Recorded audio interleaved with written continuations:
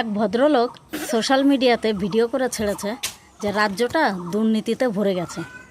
এবার তার ভিডিওটা যখন ছেড়েছে, পুলিশ থানা থেকে সঙ্গে সঙ্গে ফোন এসেছে যে আপনাকে থানায় দেখা করতে হবে। এবার গেছে, ভদ্রলোকটা গেছে থানাতে। গেলে এখন কনস্টেবলগুলো বলছে যে আপনি কেন এই কথা বলেছেন। তা ভদ্রলোক বলছে যে আমি কি কোনো রাজ্যের নাম নিয়েছি? তা হবে না, সেটাই হবে না। থানাতে এখন মোট কথা ঝগড়া চলছে। এর মধ্যে এখন ভদ্রলোকটা খালি বলছে আমি কি কোনো রাজ্যের নাম নিয়েছি, যেই রাজ্য দুর্নীতিতে ভরেছে আমি কি নাম নিয়েছি? তো পাশের ঘর থেকে বড়বাবু রেগে এলেন, এসে বলছে আমরা বুঝি না কোন রাজ্য দুর্নীতিতে ভরা, আমরা বুঝি না।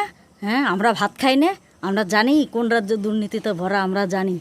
তা বলি জানোই যতক্ষণ, তাহলে পাবলিকগুলাকে এত জ্বালিয়ে মারো কিসের জন্য? এতই যতক্ষণ বোঝো, এতই জানো, পাবলিকদের তো জ্বালাতন করার কোনো মানেই হয় না।